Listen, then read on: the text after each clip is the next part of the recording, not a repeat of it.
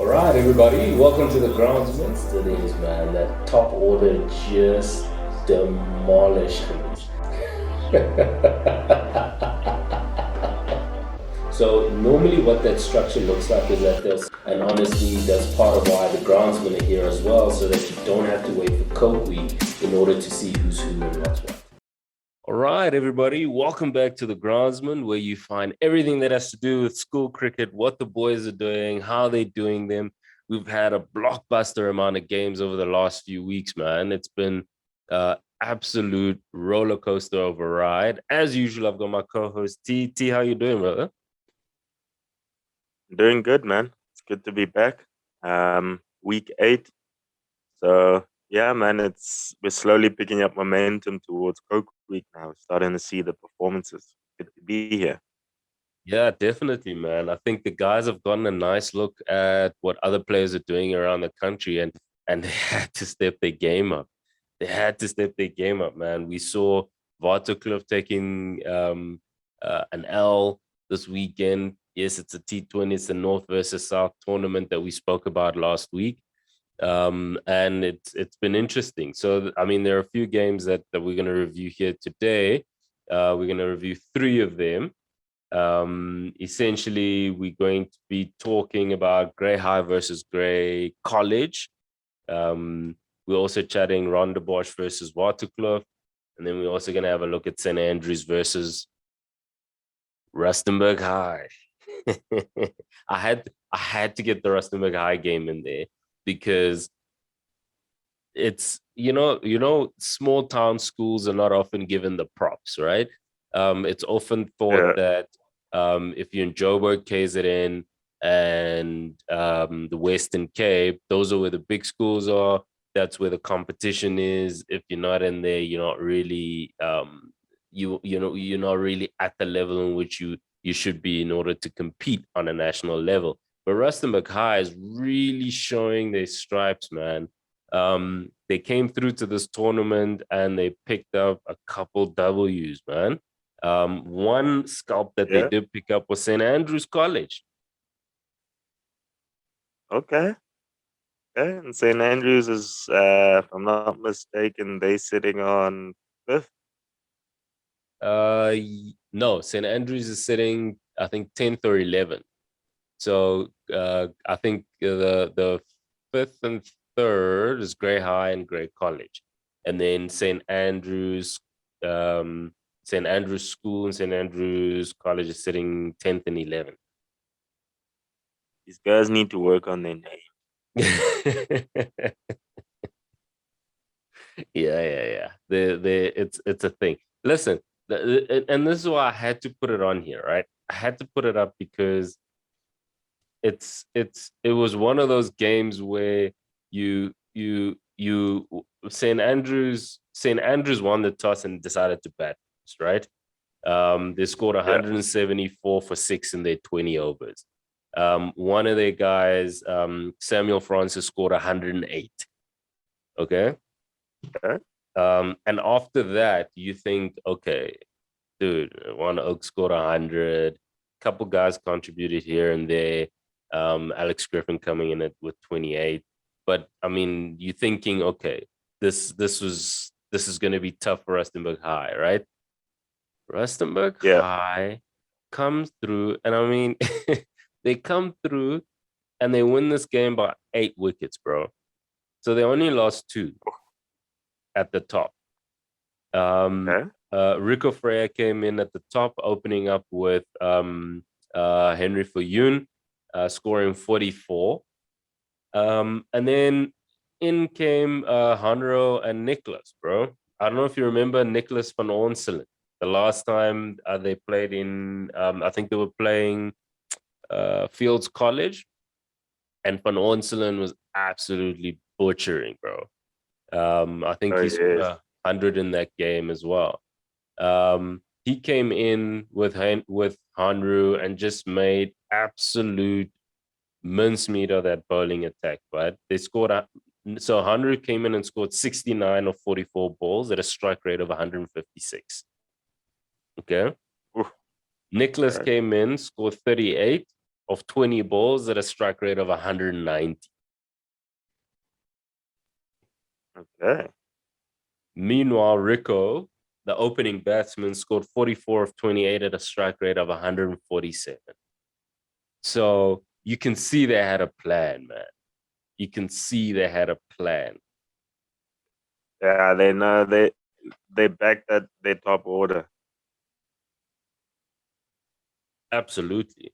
They back their Absolutely. top order. They went back into the change room and said, you know what? 174 for six. Yeah, that guy scored 100, but that's nothing. Right? On a wicket like this, we can definitely chase that down. Yeah, So it's that farmer fight, man. People don't understand it, and everybody knows these big schools know not to take these small town farm Afrikaans schools lightly, man.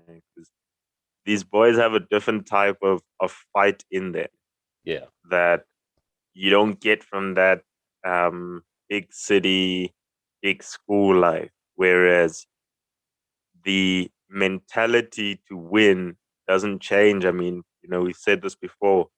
A lot of these Afrikaans schools create a culture around winning. So yeah, it's not so much the size of the school anymore. What's the old saying? It's not so much the size of the dog, but the fight in the dog now. yeah. And that's what schools like RHS are showing. Absolutely, absolutely. They decide that our culture is winning. We win wherever we go, and wherever in and that's why I guess they take on the big the city schools, right? Because if most of the time you're an underdog, everywhere you go, you're ready to scrap, right? It doesn't matter Yeah, who you're playing, how you're playing them. Everywhere you go, you're ready to scrap. And the fact that they join these kinds of tournaments, they play outside of Rustenburg as well, in a lot of games, in the friendly games as well, outside of the league itself. You can see that they've just decided that they're going to step up, take their game to the next level, and it doesn't matter who's in front of them. We're all playing cricket here at the end of the day. yeah. And I think also like you say, once you used to being the underdog, you go into every match knowing it's probably going to be a fight. Yeah, So the fight is already there, and then you sort of double down on um. There's something I always say. There's something advantageous about living in your own world and not always being in the world of where everybody is competing. So not being part of the peanut gallery, but still being able to compete.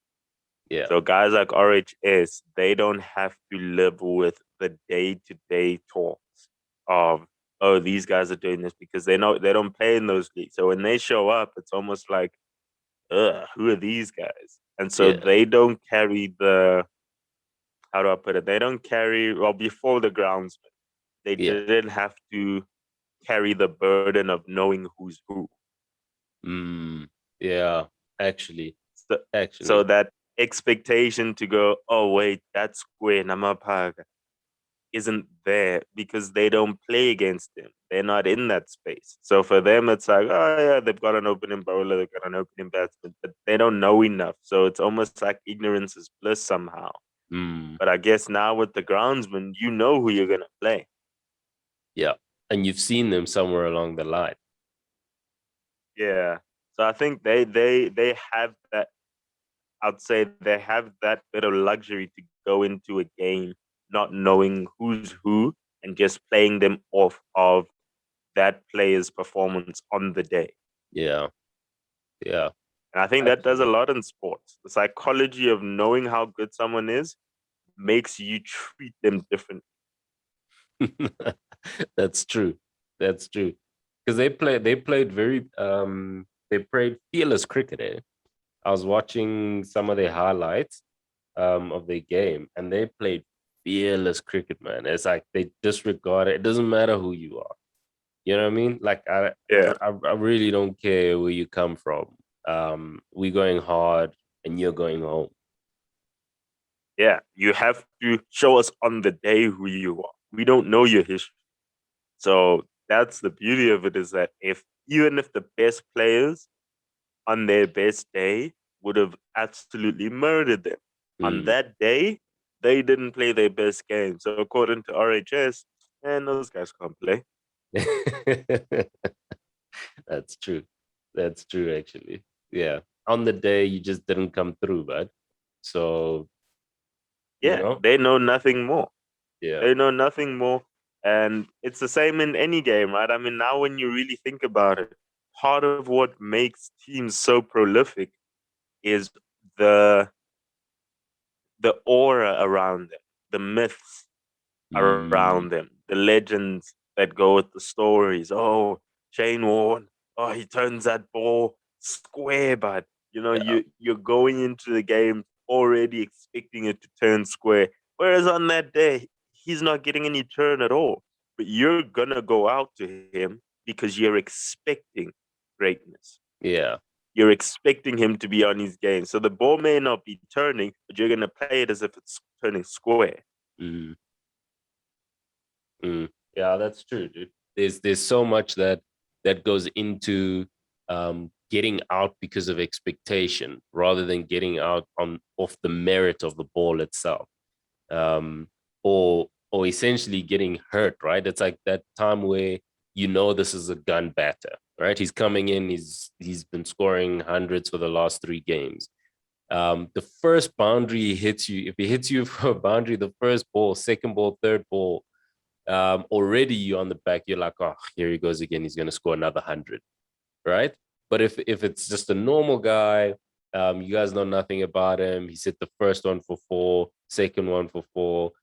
You are thinking, okay, he's susceptible, right, to playing this kind of shot. We could probably get him out here. You start working on plans, but you see it often with guys that have a legend or an aura around him.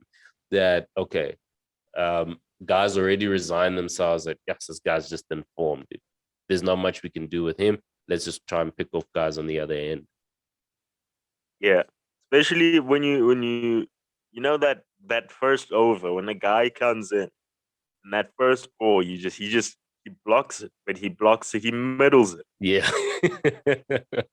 and in that moment, it's gonna be a long day. Why? Because you know already his previous scores, Yeah. and you were just Yeah. hoping that that first ball he goes, oh, but when he blocks that ball solid, for that first ball he just cover drive for 4.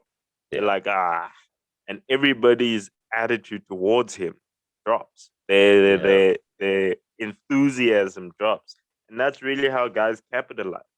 It may just be the attitude towards it, and that's why it always looks like the teams that come fighting.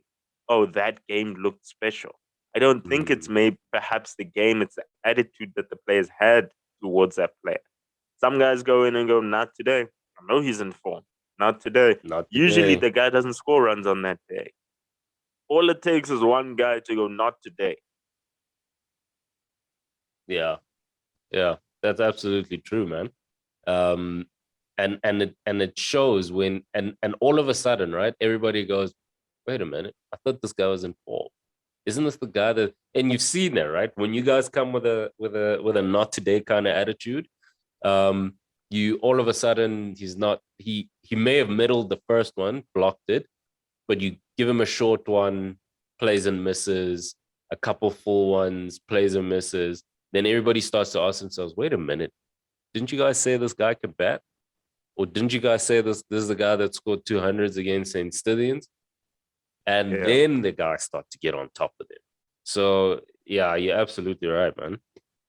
Look, man, I always tell guys that those first 10 overs, you can't keep quiet. Mm, It's one of the mental sort of tactics or techniques, I guess, that you could use as a team. Never ever allow the openness to settle into the first 10 overs. I know that it's hard to sort of keep going for 50 overs, right? But that first 10 overs, you have to come. It doesn't matter if that guy's scoring 2 4s and over. Go Yeah. hard at him. Go hard at him. Because it just adjusts a batsman's mentality to go, okay, this isn't going to be an easy day out. Even if, it doesn't matter Mm. how your bowlers are doing. The fact that every ball, the slips are coming in, the keepers coming in, the guys in the covers, the guys mid wickets coming in, square Yeah. legs coming in, guys are coming in and just talking, putting on that pressure, make your presence felt on the field. Make that batsman have to work for the runs. He may be in Mm. form, but he's still gonna have to work for those runs. Yeah. And Make it. I think Yeah. that's where, yeah, Yeah. I was saying to make him feel like he's alone, right? Make him yeah, feel that the rest of his team is on the sidelines and he's in here with you. exactly. If he hits a boundary, your enthusiasm and your support for your bowler has to make him feel like, I know I hit that boundary, but can I keep doing that? Because Mm. these guys, because the mentality behind the batsman is, if you guys are so pumped up, you must know, you must be seeing something. And so batsmen Yes. start to question themselves to go, wait, but why are these guys so enthusiastic? What are they seeing? What am I doing that's making them feel more and more confident as this guy's bowling? I just hit a four. Why are they still enthusiastic? What do they see? And so that doubt is what makes the batsmen start to maybe adjust certain parts of their game that when they were playing the games that they played before and they scored hundreds, they didn't have that thought process that they're doing something wrong. But the Yeah. mere pressure that you guys as a team are putting on is making him question his ability. Yeah. Of course, you get really great batsmen that are just going to power through. But at high school level, man, 9 times out of 10, you'll pick up a couple wickets just from putting pressure on. Mm. Absolutely. Because he's also trying to figure out, what are you setting me up for as well, right? So he Yeah, starts overthinking it as well. Okay, he's given me two cover drives. I've hit both of them for four. He's probably going to give one short, right? The way these guys are thinking about the game, always going to give me an in swinger. He's giving me two out swingers. All of a sudden, because that's what you want the batsman to do, to start to overthink what he's doing. And the moment a batsman overthinks, we know he's bound to make a mistake. yeah, yeah. It's such an intricate game that you you can't be think once you get a batsman to start thinking about their shots, you've got him. Yeah. The minute that guy's in and what we call he's in form, where he's Mm. seeing beach balls, that means he's not thinking about his shots. He's Yeah. not thinking about his technique. And then you've got a dangerous batsman on your hands. Yeah. So even when you're chirping, guys, the most effective chirps are not the, oh, your mom is so, no, man. The most effective chirps is to pick at technique. Yeah. Slowly pick it, because we all know we're insecure about technique. We all know that there's so much that goes into batting that if one little thing is off, we know it destabilizes everything Yeah. else. So Yeah. even if just telling him, yes, that backhand is collapsing, that bottom hand is collapsing a bit.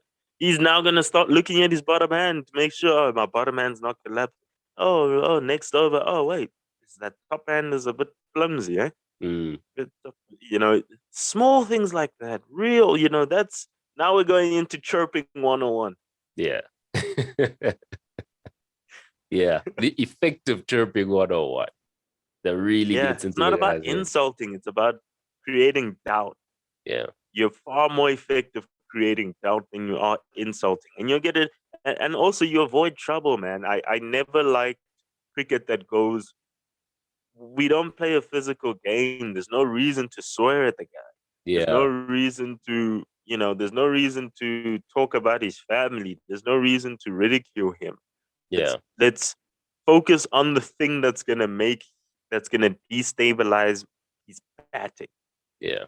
And that comes down to technique. Talking about his partner. Yes, so your partner's running between the wickets is a bit shabby, eh?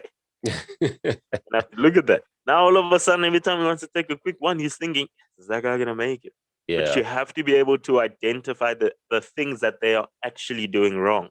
Doesn't help you if he's driving better than anybody you've ever seen. It doesn't help you go, yes, that driver's whack. No, he knows his driver's good. Yeah. you know, Yeah.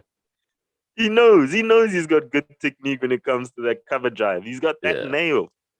But when he gets that short ball and he struggles a bit, then you go, oh,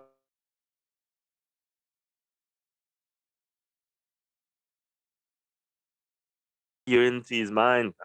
yeah, So yeah, man, it's one of the beauties of cricket is that there's so many elements to it that there's no need to be cross. And that's why we always called it the gentleman's game. That there's yeah, so many ways to get into someone's head to play to really play the game that you don't need to be a douchebag. yeah. You really don't. You really don't. And those are the best games, right? The ones where guys really try to get into your head. You know, they spoke about, oh, but you're under pressure now. I think you need a pressure shot there. You need to release some of this pressure, right? Or your guy's hogging the strike, right? 3 overs now, you've been sitting on the other end.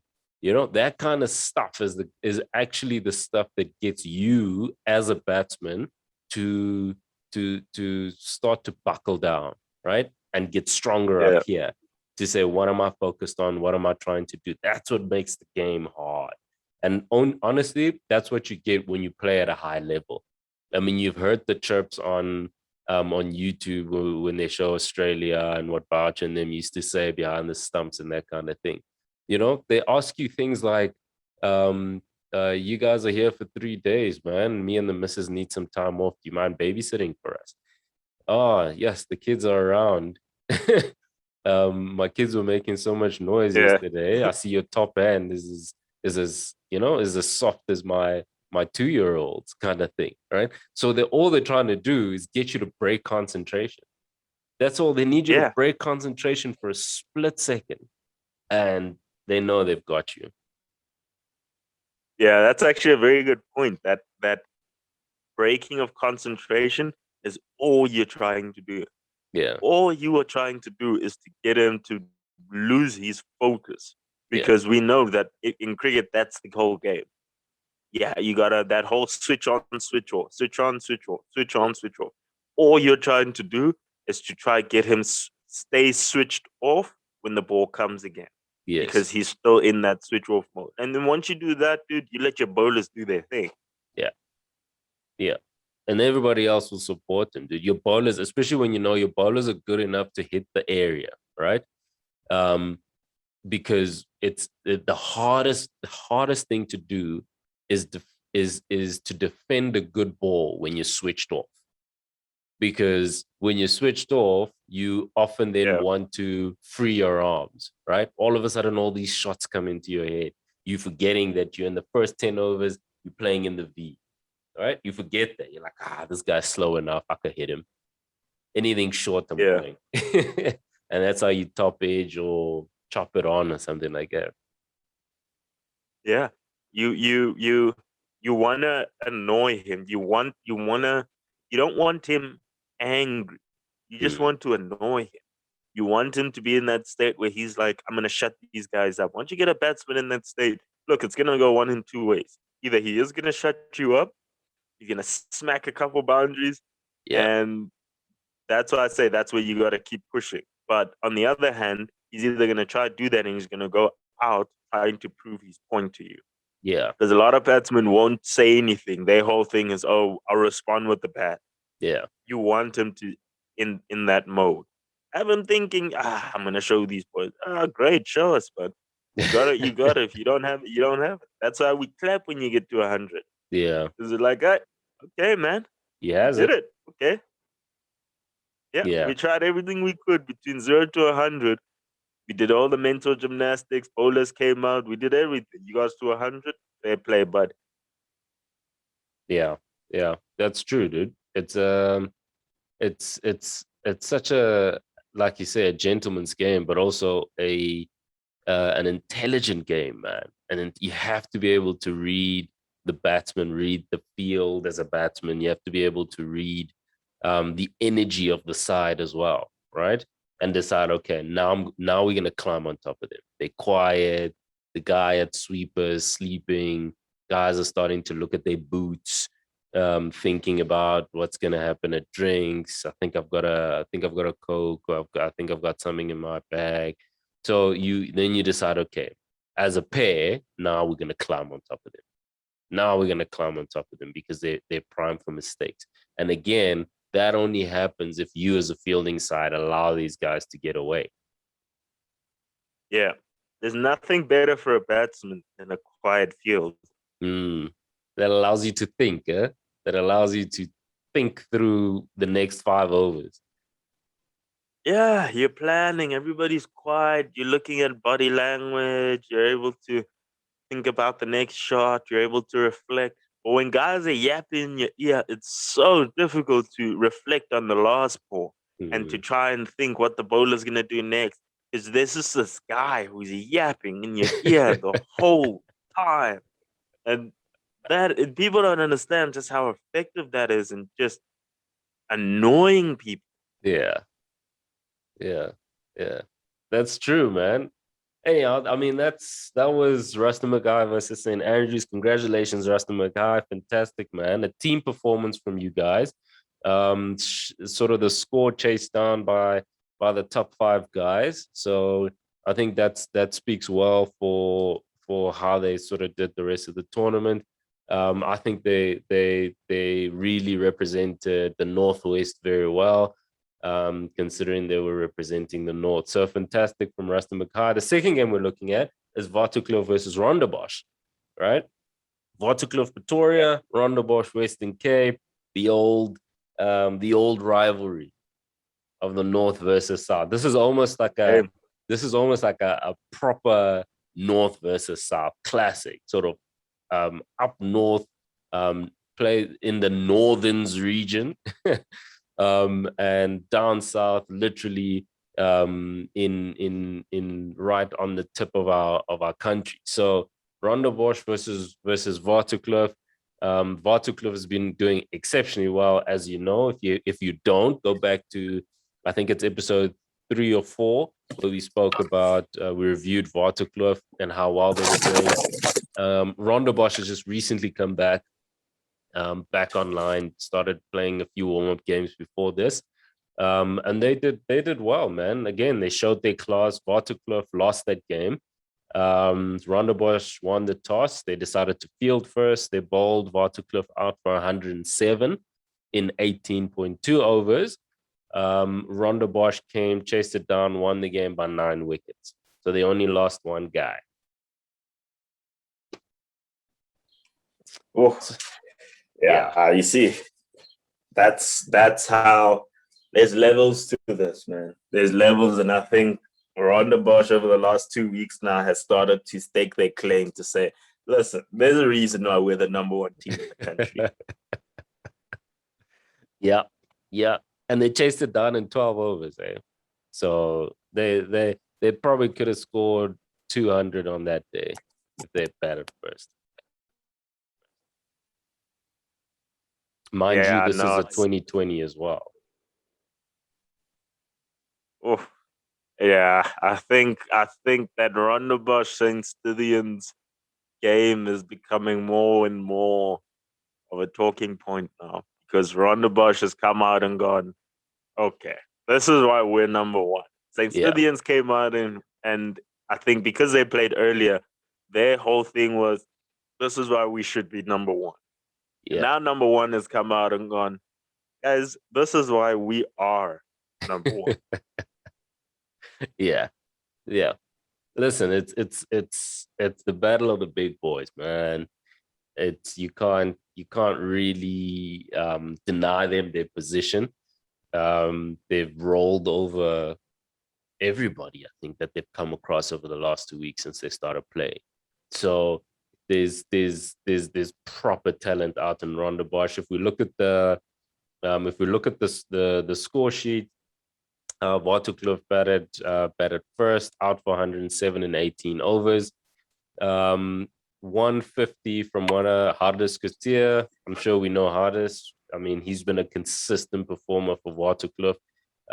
Always ready to show up with the bat. He's such a fantastic young player, Hardis, dude. I'm pretty sure he should be in that Northern's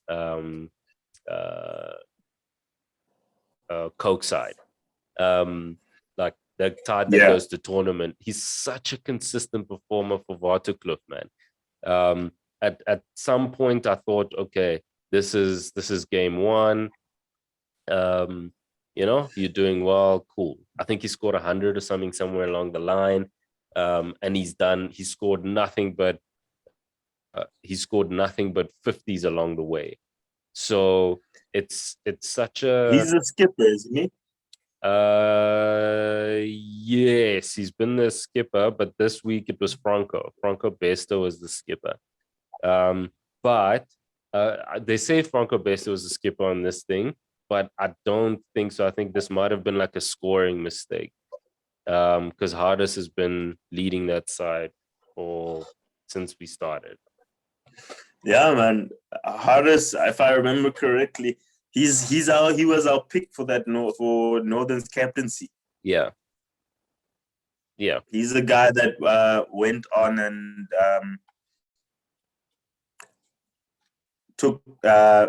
picked up runs and then himself, wasn't he? Yeah, came back and bowled himself. Yeah. Yeah, I know that dude's power. That Yeah, dude's power. He's not small. He's a proper big boy. He just like I watched some of the shots that he played, and literally Butcher. dude. There was one he slapped at him straight back. Quick bowler, opening bowler. You come through and you think you're just gonna bounce him. If you're not quick enough, if you're not a winner, forget about it, dude. Like he just slapped him straight back. So I think he's a good player, man. Clearly, Waterkloof have a formidable side. I think they just came across Rondebosch, bro. You know what I mean? I don't even think there's no shame in this loss. I don't think there's anybody that can look at this loss and think there's a shame in it. Everybody's gonna take their shot against Rondebosch, and it's either gonna come off or it's not. So Hardus did his thing, but I think this is where he needs the rest of the side to chip in. Yeah. This is where it comes. Cricket, you can't carry a side. At some point, everybody needs to contribute. That's just how the game is designed. No one man can carry the side. You can be the greatest batsman in the world, but if you don't have some decent teammates, it doesn't matter. It means nothing. You're gonna lose. You're gonna lose. A good team will beat a great bunch of individuals any day in cricket. Yeah. That happens all the time, right? We've seen some fairly average Bangladeshi side come through and absolutely roll some of these international sides over, all because they have no choice but to look to each other and they raise their games. At first, you had maybe you had Shakib Al Hasan and then Mushfiq Ar Rahim, and you're like, oh, okay, cool. They got one or two guys, maybe three kids that are actually really good and help them compete. And that's where they were losing. They competed, they got close, but they never really took it over the line. But as soon as everybody else in sort of that development structure and in that national team rose their game to the level of Shakib and the guys, all of a sudden you started seeing them rolling teams over. So I think you're absolutely right, man. Yeah, I think you really only a team, any good cricket team, you need, I'd say, 3 to 4 really world class players, and then everybody else can be decent, and you'll do well. Yeah. Because it's very rare that you have a team that's just star-studded, right? Yeah. So on average, you get 3 to 4 really exceptional guys. It's usually like 2 bowlers, 2 batsmen. Even if sometimes you have 1 bowler and 3 batsmen, that's usually a better balance to have. You have one really Like good bowler, guy. Yeah, quick, accurate, usually a fast bowler, and then you've got 3 guys that can really bat. And then everybody else contributes really well when those anchors perform. Because Yeah. that's the key, right? When you look at Bangladesh perform, they still had anchor guys that if these guys stay in, the rest of the team is good enough to bat with these guys. Yeah. Yeah. Yeah. And they did. They did. I mean, and when we say anchor, we're talking about guys who can consistently score 50 and convert to 100, right?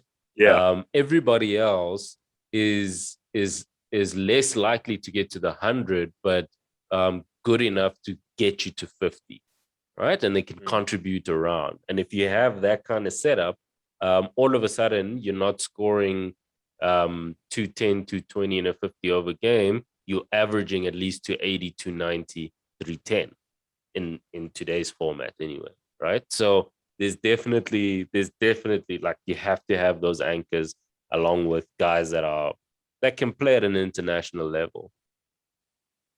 Yeah. And the reason why I say 2 to 3 is that your best guys aren't going to perform every day. But if you've got at least your top 3, top 4 can all bat, at least one of them is going to come off. Yeah. Yeah, So, at least one. It's very rare. Like it's very rare that all 3 of them just don't show up on the day. yeah. Whereas a bowler, he's already one decent bowler gives you 10 good overs, 10 decent overs. Yeah. Yeah. Yeah. That's true, man. So I mean, on the day, not a great day for Waterkloof. I would have liked to see a bit more of a fight from them, considering how well they've played over the last few weeks.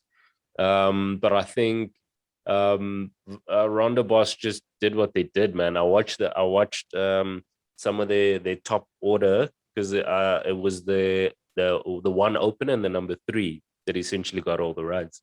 And man, those boys, they were on one knee sweeping a pace bowler for 6 of a square leg, mate. It's it's tough to say that Waterkloof were just horrible on the day. They just weren't up to par, kind of thing. But when you look at how Ronda Bosch batted and how Ronda Bosch played, absolutely fantastic, man. To be honest, I think they would have chased anything down that day. But it would be good to see to have seen Waterkloof put up a bit more of a fight for the North. Yeah, And look, then I tell you what, man, Yeah. Waterkloof is coming off as the people's team these days. I'm telling you, man. I'm telling you, we are loving Waterkloof. Loving Waterkloof. They're joining Pretoria Boys High because Pretoria Boys High played in the Cape Schools tournament. I think it was a week or so ago. And they also did well. They also played well Yeah. out there. I think they played 3 or 4 games. And they won, I think 2 out of the 3.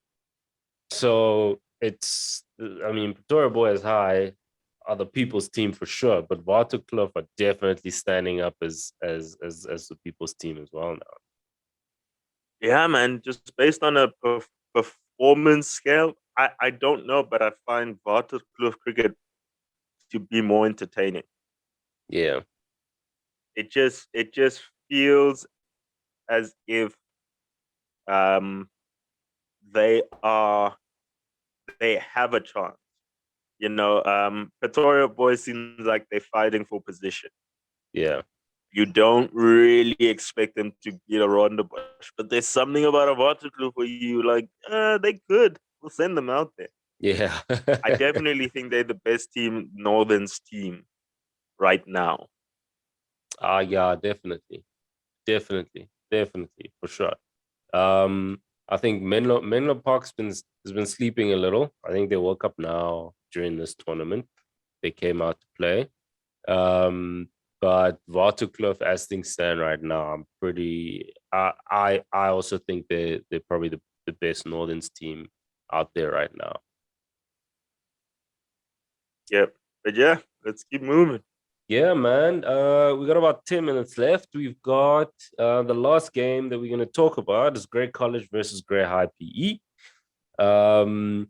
This one was funny, man. Low scoring game. I don't know if it was the pitches, um, or really good bowling, but it's T20, right? So it's really, really good bowling because guys can just throw hands. Um, we had Grey College won the toss and decided to bat first. They were bowled out for 83 in 18.3 overs, right? I mean, Yeah. yeah, I don't know. Okay. 83 and 18.3. Grey High won the game by 6 wickets. So they got to 85 after losing four. Not a great batting card from Grey College. Not much to talk about there.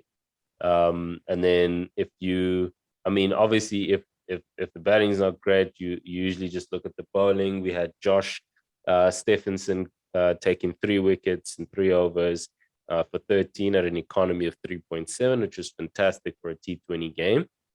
And then we have Daniel Ristow coming in 3 overs, 3 wickets at an economy of 3.6 as well. So I think I think Grey High PE did themselves some justice. It could have been the wrong call from the captain to bat first because this just seems like more of a wicket issue than anything else. Nah, I from what I'm looking at, the gray high or the gray brand doesn't have good sides this year, man. You think so? I think their sides are. I think they've got sketchy sides this year, man. I mean, they both got caned. When was it, last week or 2 weeks ago against Poch? And Yeah. that's not taking anything away from Potchefstroom, but we're talking about the number 5 and number 3 ranked teams in the country. Yeah. You know what I mean? I When you think look you're at right. what everybody else in that top 5 is doing, I don't think that this year's crop of players are as good as the previous lot. And I'm not saying these boys are bad. I'm not, they can Yeah. prove me wrong. I just don't think they got that team this year, man. Performances, statistically, they haven't shown a top 5 caliber performance Mm, thus far. yeah. Yeah. And I get it's gonna show when we put our rankings up, right? And we put the numbers up for the best players and best bowlers and batsmen and team wins and that kind of thing. It's going to be quite clear um, what exactly has been happening here. So yeah, I think you're right, man. They actually forgot about that Potchefstrom's games where they got caned by them. Um, Yeah. so yeah, I Potchefstroom think isn't even a top 20 squad. no, dude, no, they're not. Vion Leber is doing a fantastic job with those boys. They got hurt. They got hurt versus Saint Stithians, and ever since then they haven't looked back, man. Mm, Yeah. I So think that lost fantastic. well. Yeah, Yeah, man, no. it sounds like the gray brand has some work to do. Yeah, definitely some work to do. So not a lot to talk about from that game. It's just that Gray. I just liked it because Grey College versus Grey High School PE. Awesome rivalry there. And we're gonna get close to deciding who gets the Grey name. Yeah, who won this one? Gray High, right? Grey High. Okay, we'll see by the end of the year if they probably might play each other again. So we'll leave it Yeah. till the end of the year to decide who is going to be known as the school formerly known as Formerly Gray. known. All right, man. Those are the games for this week. We got more games coming up this coming week as well. Look out for our interviews with some of the Titans Academy players. We got some fantastic interviews coming out with some of those youngsters there. sort of the future of South African cricket that we managed to catch up with last week. We got a few coaches interviews rounding up the Michaelmas tournament with Coach Adrian Norris from St. John's, as well as Coach Oz from Dale College, talking about the Cape Schools tournament, rounding that up for us. So we've got some great content coming up for you guys, keeping you up to date with what's going on with school cricket, what the boys are doing, how they're doing it. T, any last words?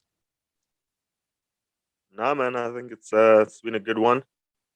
We're gonna have a bit of a short one today, but yeah, man, I think it's an interesting sort of landscape. I think the players are starting to, and the teams are starting to show their worth. We're starting to see who are the teams that have the players this year. As we all know, with school cricket, it changes year from year because it's a whole bunch of new kids that come in. So, yeah, man, it's very interesting to see that as time goes on through the season, you're starting to slowly see who are the top guys in the game. And we're starting to see who are the players that are standing, who are the consistent players. There's starting to be a crop of players that we're identifying that are going to be undeniable come Coke Week. Yeah. Yeah. You know, absolutely. You've got, I think it's Hartis. Yeah. That we mentioned. Yeah, a guy like that, listen, man, by the time Coke Week comes along, this guy's probably racked up 400, 500, 600 already. Yeah. Yeah. He's well on his way, mate. He's at least, yeah, I know this season, at least he's averaging 50, 60. Yeah, guy like that, if he doesn't make the side, this is where you'll see the groundsman coming into play now. Yeah. Yeah, man, it's been a good one. Definitely. All right, guys. Thank you so much for joining us. Thank you for staying with us. For our new subscribers, welcome. We appreciate you showing us the love. For guys that are joining us on Instagram, that join us on Facebook, at the Groundsmen, to the Groundsmen, thank you so much for your support. Really do appreciate it. Let's keep the conversations going around school cricket. Let's watch these boys from the ground up. Let's talk. Let's keep talking. From the Groundsmen. See you next week. Peace. All right, everybody. Welcome to the Groundsmen. Still is, man. That top order just demolished him. So normally what that structure looks like is that there's, and honestly, that's part of why the Groundsmen are here as well, so that you don't have to wait for Coke Week in order to see who's who and what's what.